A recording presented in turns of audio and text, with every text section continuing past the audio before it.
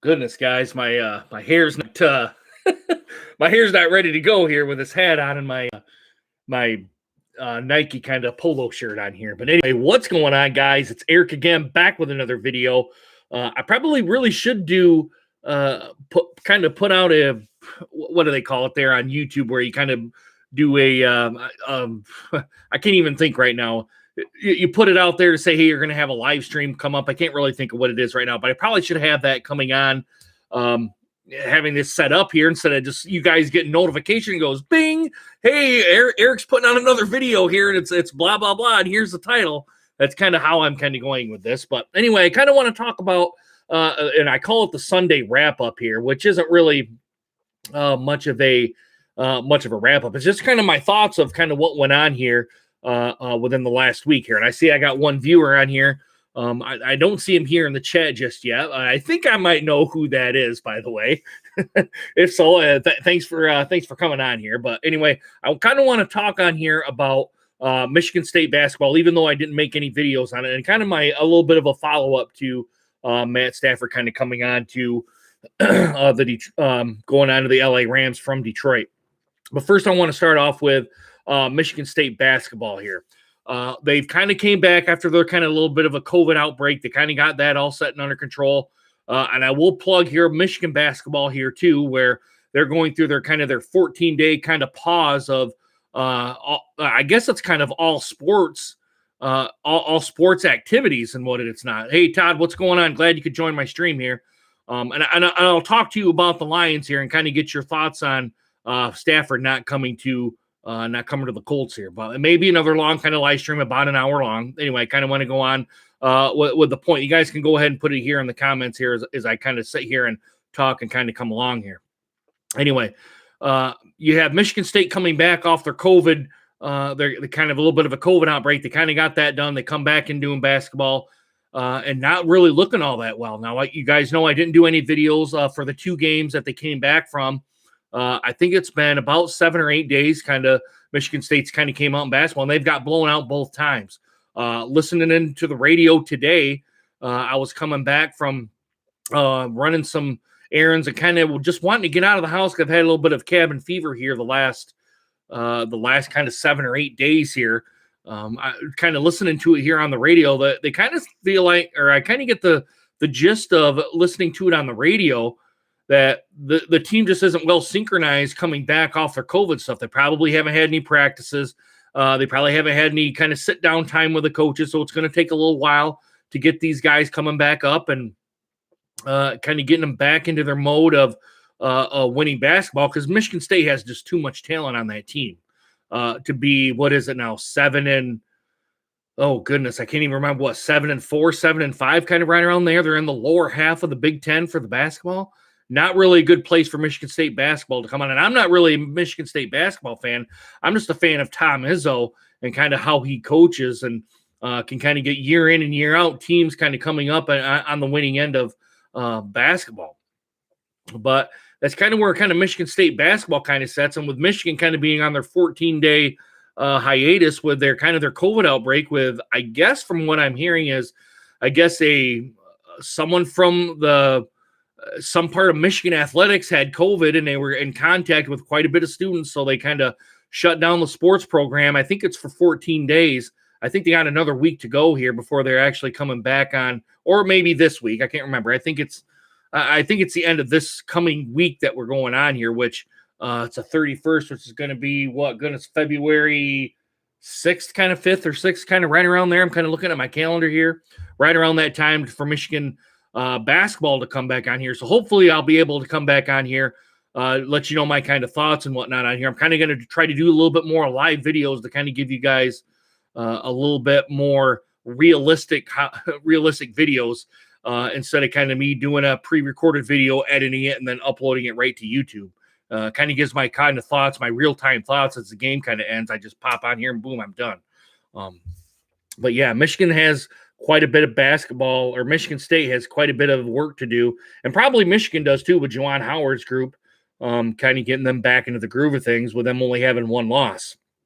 But with that being said, so that's pretty much kind of the reason why I'm not doing much videos on here because, well, I'm kind of doing stuff here and I'm away from the computer and away from the television. Can't watch anything. And number two, there isn't really much football going on for the Detroit Lions either. So that's kind of where I'm at. Todd also says, I thought he was going to Indy, or I thought they'd make a bigger push. Yeah, and I'll get to your point here in a minute here, Todd, about that. Excuse me.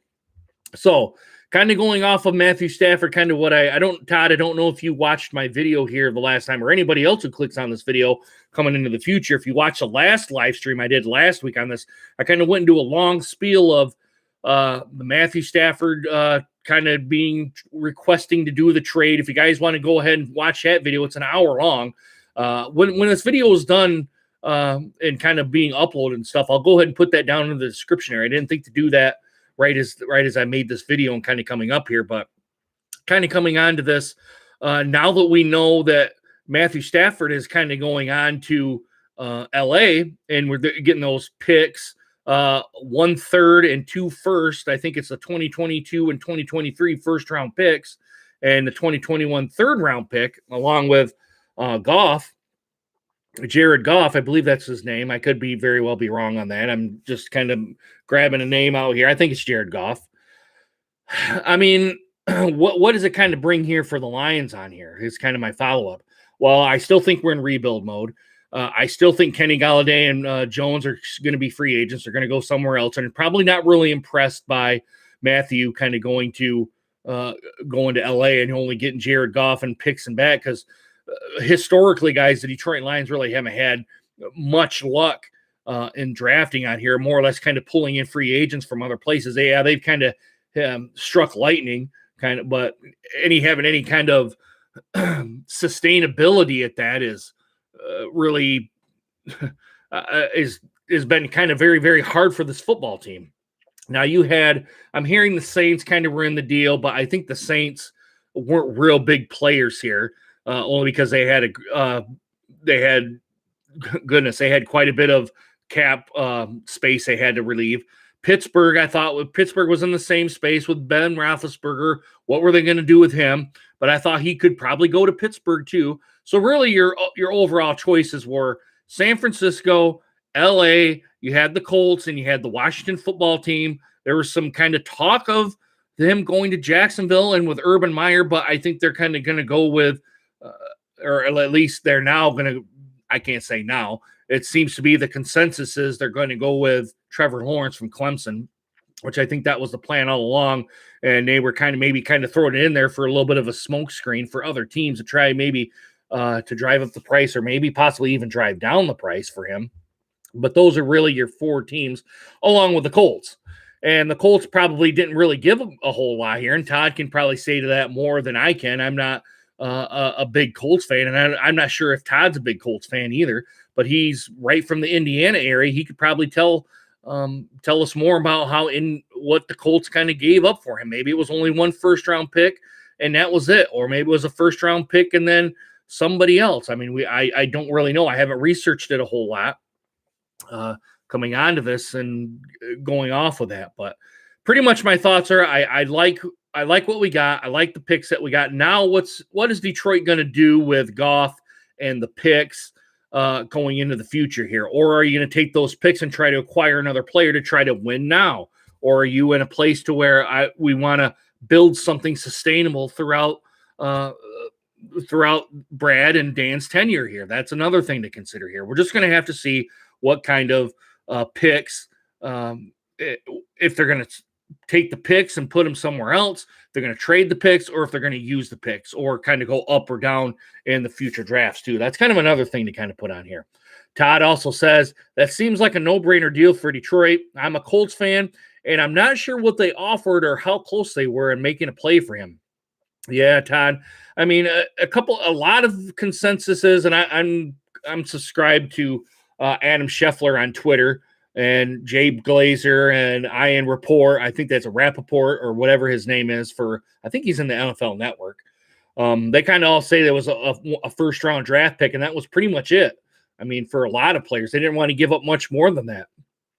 And Detroit was kind of looking for something more than a first round draft pick for Matthew Stafford, which they got from the LA Rams. Now, Brad Holmes has a good connection back to LA. So maybe they were kind of thinking, oh, let's kind of bump this up here a little bit, kind of sweeten the pot a little bit more so we can kind of digest it and talk amongst ourselves on it, which I don't know if that actually happens in NFL war room where the trade and all that stuff goes on. But you got to think that at a very, very high level, that's probably what had happened. The Eclectic Beer Gaming Set and Reaction says, cheers, Todd, saying hi to Todd. And Todd also says, Chris Balliard, the Colts GM, doesn't like giving up draft picks.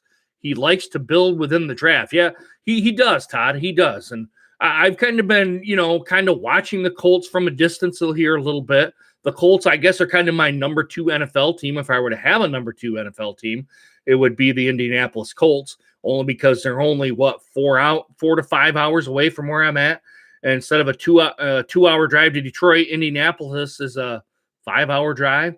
And Cleveland, to me, is another probably 5-hour drive, 5.5-hour drive. Chicago's 4. So I'm kind of in a 3-4 team kind of region right here for NFL football, which I got the Bears, I got the Lions, I got the Colts, and I got the Browns on here. So that's kind of my region of football that I kind of keep an eye on a distance here. Anything outside of those 4 teams, I pretty much kind of not pay attention to. And I pay attention to it a little bit, but not enough to even come on YouTube or do anything like that. Todd also says they did give up a first-round pick last year for San Francisco for DeForest Buckner.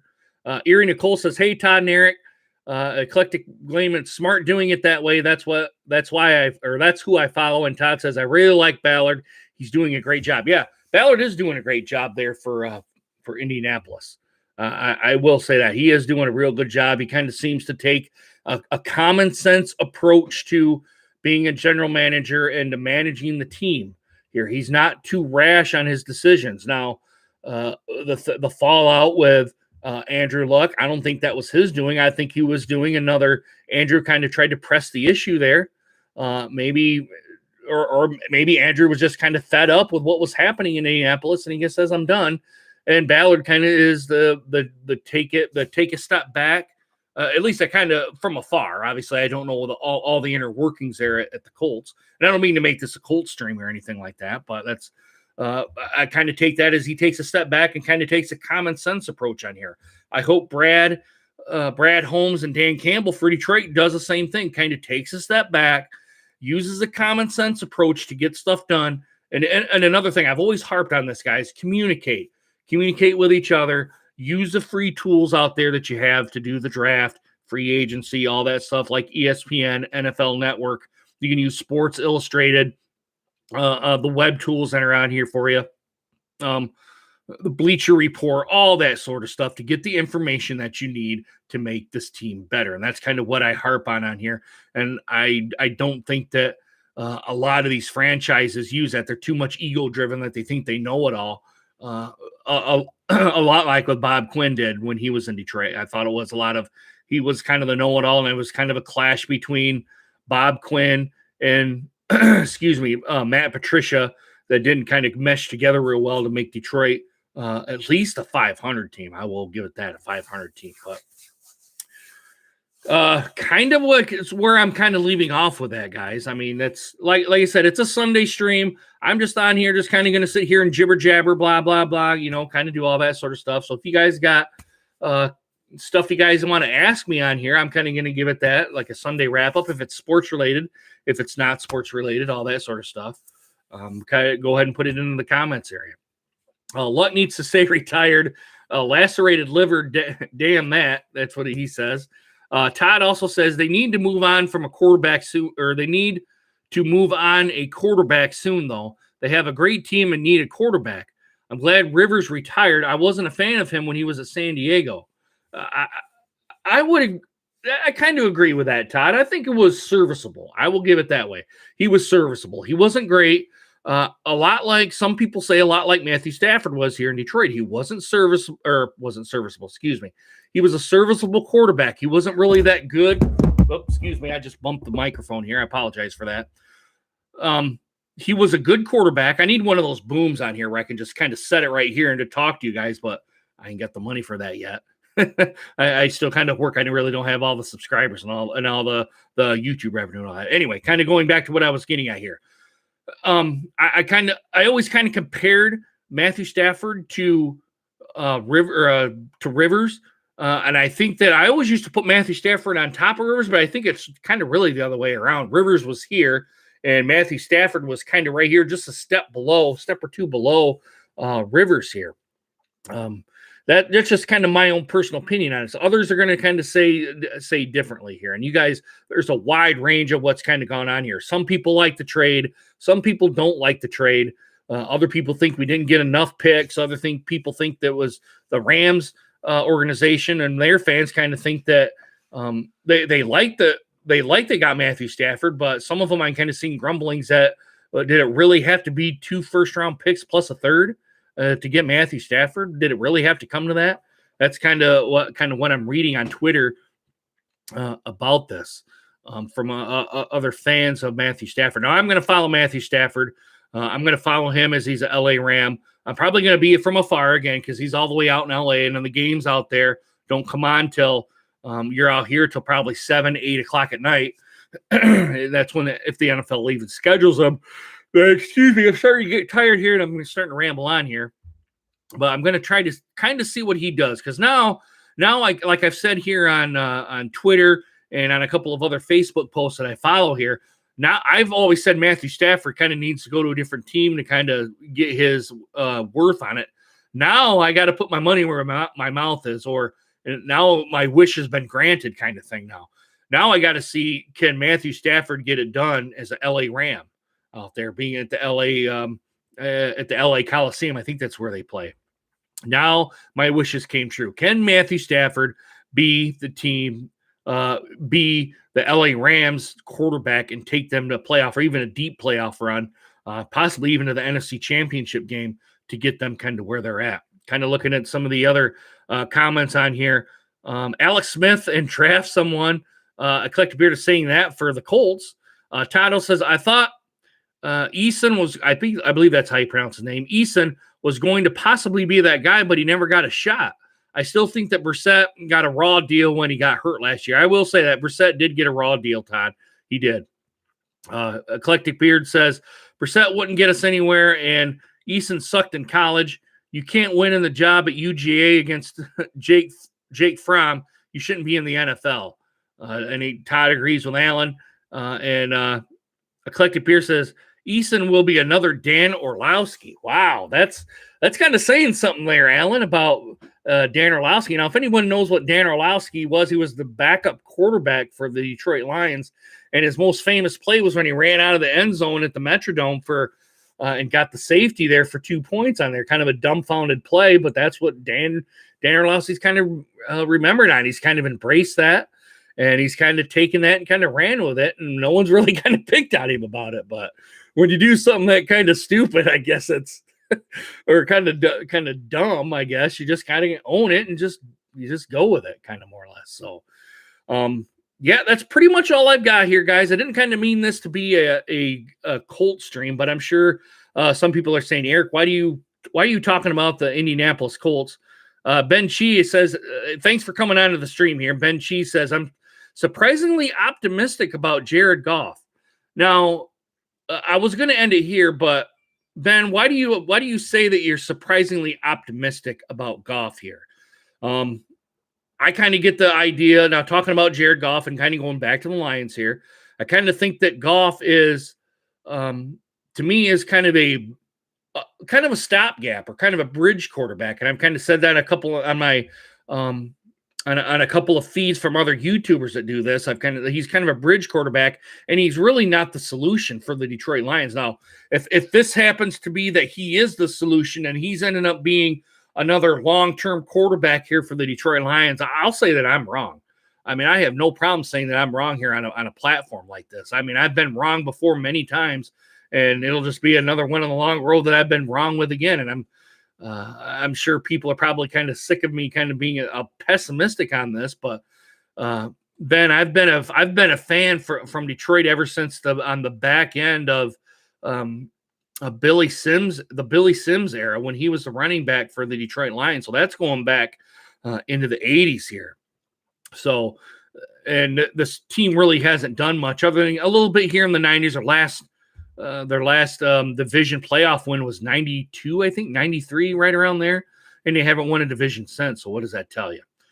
Kind of going off here. Ben also says, Dan Orlowski backed up Peyton, Eli, and Stafford. The reason he was a backup, better than being known for a puff fumble. Yes, I will say that. Better than being known for that. And Ben also says, just a change in the culture, the change of the scenery. Never know. It could be good. I will give you that. It could be good. A fresh scenery kind of gives some players a fresh start, kind of press the reset button here a little bit. And Jared's only 26, I think, right around there.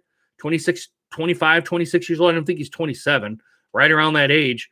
We're going to have to see, and we're going to have to see how this all plays out. I kind of think he's going to be the bridge quarterback. I still think Detroit should try to draft a quarterback on here, but we're just going to have to go ahead and see how this all pans out. I see there's 5 people in the chat, guys. I appreciate you coming on here. We're into 21 minutes here. I'm not going to go much longer than this on here. I'll read the last 2 comments from Alan on here. He says, Golf has a strong arm and a headier player. Doesn't have Stafford's gunslinger mentality, though, but he takes away some play call leverage. And Golf, though, is good with the play action. This is the year for drafting a quarterback. Yes, I do agree with that, Alan. I don't know if the Lions are going to get Justin Fields, although it would be a mobile quarterback. It'd be one of the first. I'm not saying it's going to be the first time we've had a mobile quarterback, but it's been few and far between we've had a mobile quarterback in Detroit for getting a mobile quarterback here for Detroit, because our line. If anyone's watched the Detroit Lions, our offensive line is, I will put it this way, serviceable, and they kind of let some people through at times. So you're going to have a mobile quarterback. If he's going to be in a pocket, at least have a mobile quarterback where he can kind of jot out and sprint out and kind of get some more time for plays to develop on here. So I'm going to leave it at that. Thanks for everyone kind of coming down here in the comments, like Ben Chi, Eclectic Beard, Todd, Erie, Nicole. All you guys are awesome. I appreciate you guys coming on here. Guys, if you like this video, give it a thumbs up. If you didn't like this video, give it a thumbs down.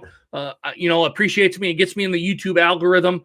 And I really don't care that you guys thumb down me. I just do this as a hobby, guys. I'm not going to be the next YouTube star when I do this. I kind of keep saying that over and over and over again. I'm not going to be the next YouTube star in here, so it really doesn't matter if you guys don't like the video. But if you do thumb down the video, put a comment down below on why you did, because it'll make me a better. I'm not saying coming on camera and doing YouTube, but at least it'll make me maybe think of some stuff, maybe some constructive criticism, some stuff like that. But anyway, like I said, I want to thank everyone in the comments that are here. And if anyone put it down in the comments down below after this is done, I appreciate you guys. And also, guys, make sure you guys hit that subscribe button down below, and make sure you guys hit that bell notification so you guys get more videos just like this one.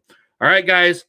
We're coming into the first week of February tomorrow. Let's hope February is not a cold month. It's usually a cold month up here in Michigan.